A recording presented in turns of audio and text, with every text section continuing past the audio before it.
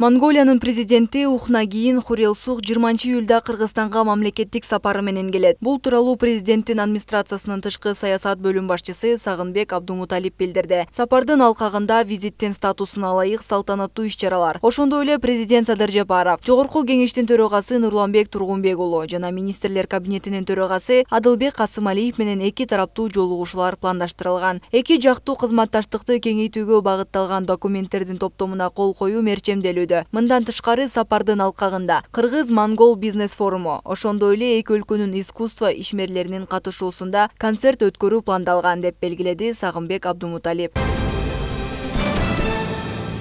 Министрлер кабинетинин төрагасынын орун басары Эдил Байсалов министрлер кабинетине караштуу өлкөнүн көрүнүктүү ишмерлеринин элесин түбөлүккө сактоо боюнча комиссиянын кезектеги жыйынын өткөрдү. Жыйындын жүрүшүндө 20дан ашык маселе каралды. Комиссиянын чечими менен бир катар жалпы билим берүүчү мектептерге жана бир баштапкы кесиптик билим берүү мекемесине Касым Тыныстанов, Иманалы Айдарбеков, Искак Разаков, Абсамат Масалиев, Алы Токомбаев, Саякбай Каралаев, Хусейин Карасаев, Чыңгыз Айтматов жана башка ишмерлердин ысымдары ыйгаруу жактырылды.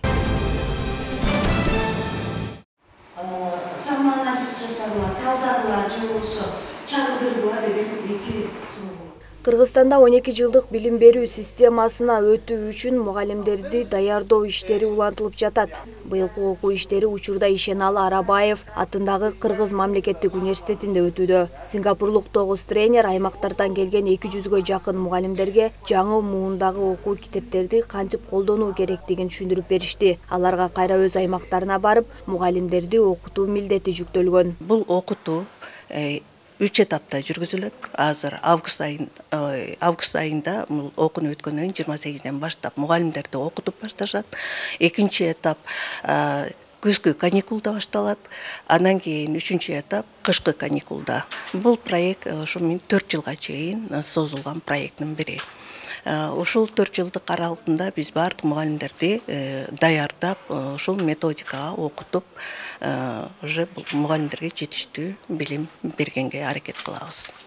Бул тренингдин негизги максаты STEM багытындагы жаңы билим берүү стандарттарын ишке киргизүү, эл аралык талаптарга ылайык мугалимдерди сапаттуу даярдоо. Учурда педагогдор сабак берүүдөгү өзгөрүүнү кабыл алуу аракетин көрүп, билимин тереңдетип жатышат. Чүй областынан жалпы алсак 25ке жакын методисттер, мугалимдер азыр билим алып жатышат. Багыттары математика, англис тил, башталгыч класстын мекен таануусу, жогорку класстын мекен таануусу, ушул багыттарда азыр иштер жүрүп жатат. 12 жылдык билим берүү бир гана предметтик билимге эмес, баланын инсандык, моралдык жана социалдык жактан калыптанышына өзгөчө көңүл бурат. 21 кылымдын талабы болгон жумшак көндүмдөрдү, креативдүүлүк, сынчыл ой жүгүртүү, тил табыша билүү, өз алдынча чечим кабыл алуу сыяктуу сапаттарды калыптандыруу негизги багыттардын бири. Учурда талаптарды аткарууга мугалимдер акырындык менен жаңы баскычка даярдалууда. Азыр бүт өлкө жаңы билим берүү системасына өтүүгө толук даяр жана жакшы деңгээлде даярдалган. Региондордон келген мугалимдер жаңы окутуу ыкмаларын үйрөнүүгө чоң кызыгуу көрсөтүшүүдө жана алардын даярдык деңгээли да абдан жогору. Аларда жогорку кесипкөйлүк бар. Бул болсо жаңы окутуу ыкмаларын башталгыч класстарга ийгиликтүү киргизүүгө мүмкүндүк берет. Биз мугалимдерге атайын окуу материалдарын жана методикалык көрсөтмөлөрдү беребиз. Мурда сабакты негизинен мугалим өзү гана түшүндүрүп, доскага туруп айтып берип, окуучулар болсо жөн гана угуп отурушчу. Ал эми Сингапурдук билим берүү системасына өтүү менен бирге биргелешкен жана интерактивдүү окууга умтулабыз. Мугалим түшүндүрүп берет, бирок ошол эле учурда окуучулар топ-топ болуп иштешип, бири-бири менен пикир алышып, маселелерди биргелешип чечишет. Бул система бир катар артыкчылыктарга ээ. Мисалы, билим сапаты жогорулайт, кесипке эрте даярдык көрүлөт жана эл аралык окуу жайларга жол ачылат.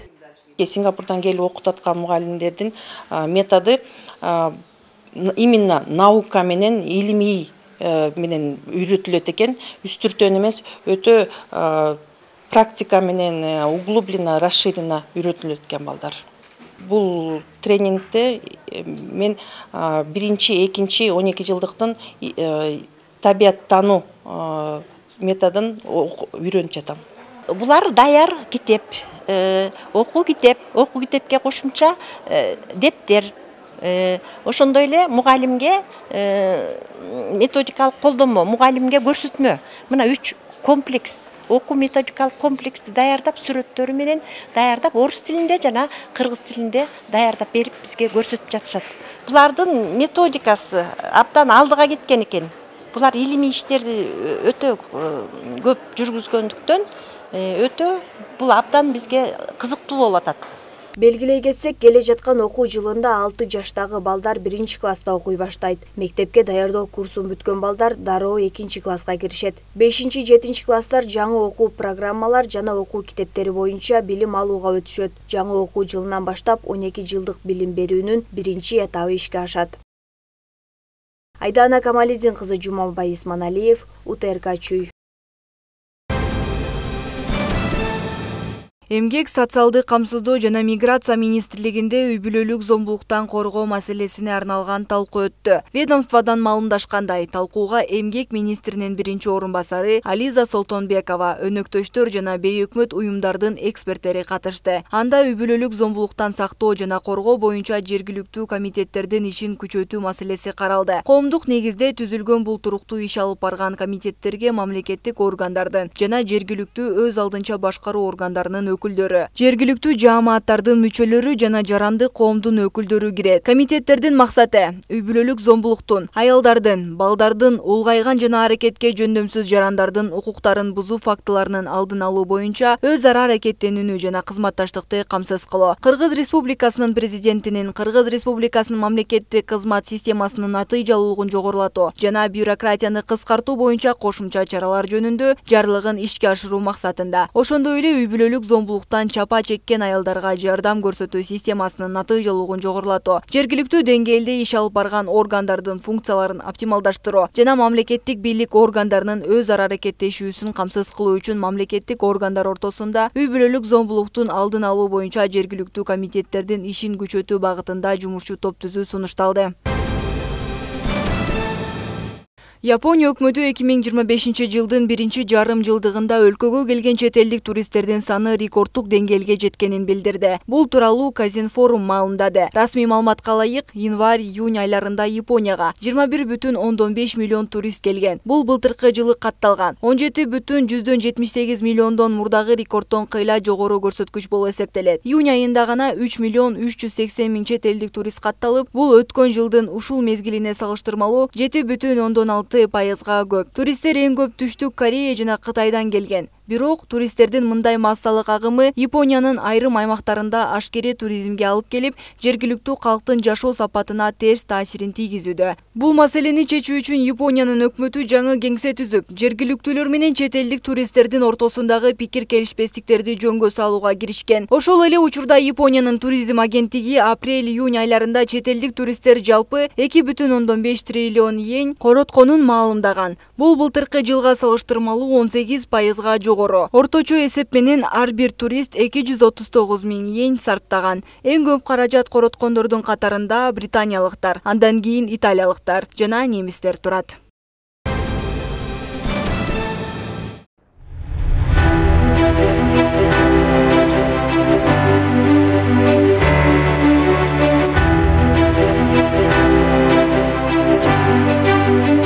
Бүгүнкү күндө биздеги эс алуучулардын чет өлкөлүк жана ошондой эле ички туристтердин баарынын коомдук коопсуздугун камсыз кылууда элдери менен сылык мамиледе болобуз. Улук сержант Зарема Ниязова милициянын туристтик экологиялык кызматкери. Ал кызматын мыкты аткарат экен. Алсак туристтердин коопсуздугун камсыз кылуу үчүн талыкпастан көзүн албай көзөмөл жүргүзөт. Жоопкерчиликтүү кызматкер. Анын үстүнө 2-3 чет элдик тилди билип, ар бир турист менен ээн эркин сүйлөшөт.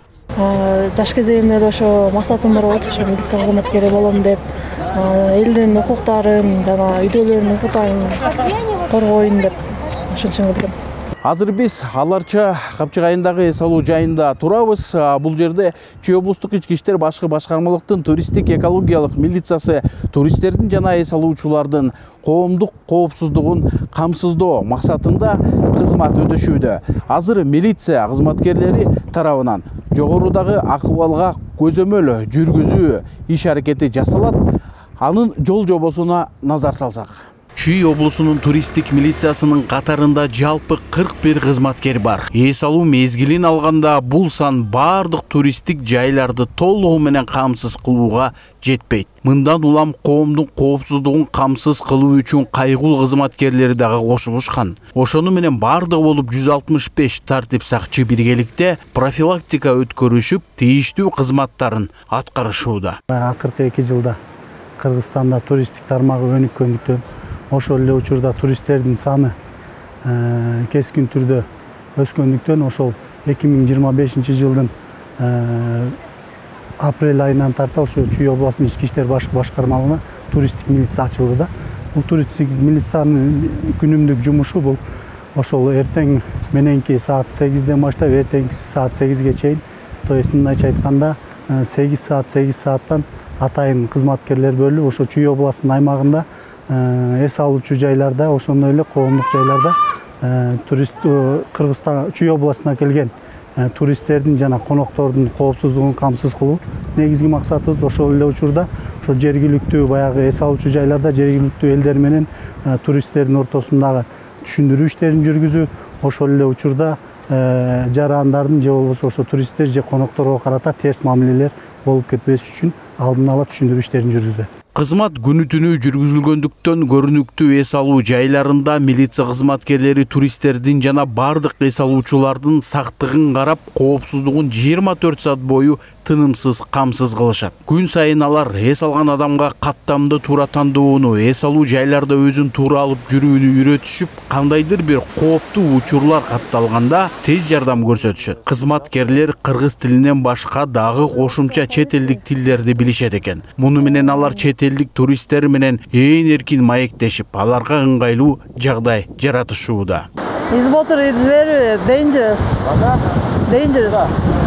Please be careful. Child have.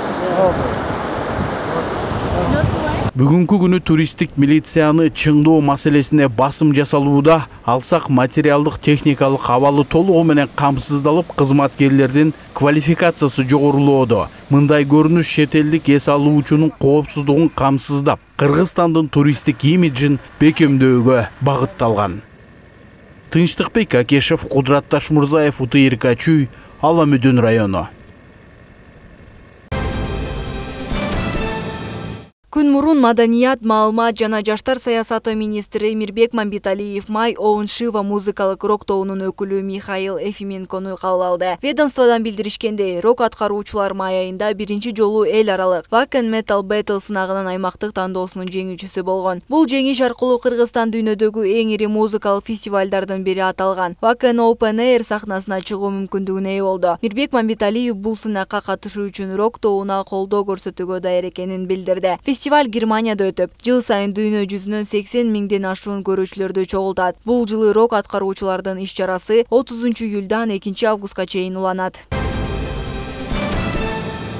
Социалдык тармактарда Улуттук госпиталда белгисиз жаран дарыгерге кол салган учур тартылган видео тарады. Окуя коомчулукта кызуу талкуу жаратты. Саламаттык сактоо министри Эркин Чечейбаев дарыгерлердин коопсуздугун камсыз кылуу керектигин белгилеп, кол салган жаран мыйзам чегинде жоопко тартылышы зарыл экенин айтты. Министр бейтапты коштоп жүргөндөргө медициналык бөлүмдөргө кирүү тыюу салуу сунушунда билдирди. Бишкек шаардык ички иштер бөлүмү 16 июлда 102 кызматына госпиталдагы жаңжал тууралуу билдирүү түшкөнүн ырастады. Окуя 1 май райондук ички иштер бөлүмүндө катталып, териштирүү иштери башталган. Милициянын маалыматына ылайык, эки тарап тең бири-бирине доосу жок экенин билдирип, арыз жазуудан баш тартышкан. Жаңжал тынчтык жолу менен жөнгө салынган. Ошондой эле видеодо милиция кызматкерлери катышпаганы маалымдалды. Бул окуя боюнча эки тарап укук коргоо органдарына арыз жазбоо чечимин кабыл алышып, жер жатак тынчтык жолу менен чечилгенин, катышуучулардын бири-бирине дооматы жок экендигин билдиришип, арыз берүүдөн жазуу жүзүндө баш тартышкан. Мындан тышкары, жаңжал чыккан жерде чагылдырылган видеодо милиция кызматкери деген маалымат тараган. Буга байланыштуу жалпыга маалымдоо каражаттарынын өкүлдөрүнө туура эмес, такталбаган маалымат таратканын эскертебиз. Себеби видеодо милиция кызматкери болгон эмес.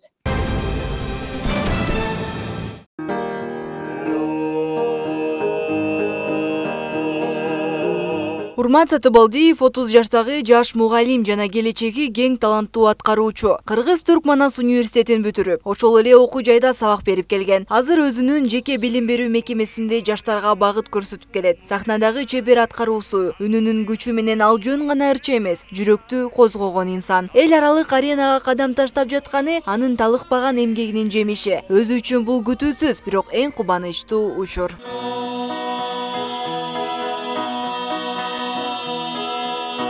Бул күнгө чейин мен өзү негизи ошол музыка тарабында кичинекей кезимден бери эле ырдап келем. Кесибим музыкант. Мен өзү сабак берем вокал боюнча. Толтура жаштарды чыгарып, ушундай эле конкурстарга катыштырып, көптөгөн ийгиликтерге жетишип келатабыз. Буга чейин дагы конкурстарга катышып жүргөн эле кишимин. Дүйнөлүк Дельфий оюндарынын алтын медалисти болом. Орус Романсиада конкурсунун лауреаты болуп эсептелем. Бүгүн Маданият, Маалымат жана Жаштар саясаты министрлиги Кабар маалымат агенттигине басма сөз жыйынын өткөрдү. Анда фестивалдын жүрүшү, программасы жана катышуучулар тууралуу кеңири маалымат берилди. Ага Азия менен Европанын 25тен ашуун өлкөсүнөн келген таланттуу аткаруучулар катышат. Алардын ар бири өзүнүн өлкөсүнүн маданиятын, обонун, чыгармачылыгын алып келет. Быйылкы жылдын биринчи өзгөчөлүктүгү биз бул процесске элди дагы киргизип атабыз. Себеби бир номинация бул эл өзү тандайт ушул номинацияны. Себеби биз электрондук добуш берүү системасын иштеп чыктык. Ошол электрондук добуш берүү системасы УТРКнын эфиринде дагы чагылдырылат. 3 күн бою чагылдырылат. QR код менен ар бир көрүүчү, ар бир телекөрүүчү кирип туруп бир клик менен добуш берет. Бизде 3-чү орун, 2-чи орун, 1-чи орун бар, гран-при бар, жана президентке симпатия деп коет, эл тандайт да ошону. Мындай жеке окуялар чоң эл аралык долбоордун алкагында жаралууда. 20-22 июль күндөрү Чолпон Ата шаарында өтө турган Мейкин Азия фестивали бул музыка, маданият жана достуктун эл аралык сахнасы. Концерттик программалар күтүп турат. Бул жылы Мейкин Азия фестивалынын сахнасында сиздерге белгилүү болгондой дүйнөлүк жылдызы Димаш Кудайберген, харизматикалык аткаруучу Сивак жана популярдуу Айола музыкалык тобу. Иш-чаранын форматы ар түрдүү концерттер, мастер-класстар жана маданий программалар өткөрүлөт. Фестивалдын башкы максаты маданият аркылуу ар улуттун өкүлдөрүн жакындатуу, достукту чыңдоо жана чыгармачыл кызматташууга мүмкүнчүлүк түзүү. Ырына карайбыз, албетте биринчи үнүнө карайбыз.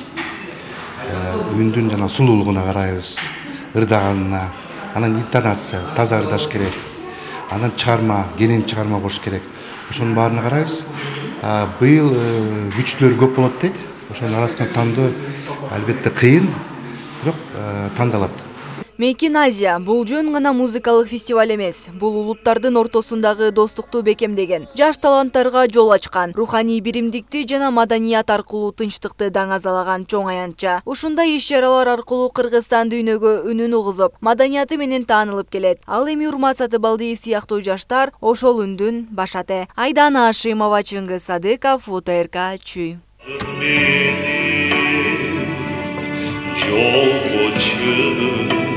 Silirdi ak bulutlar, yoldaş kılır.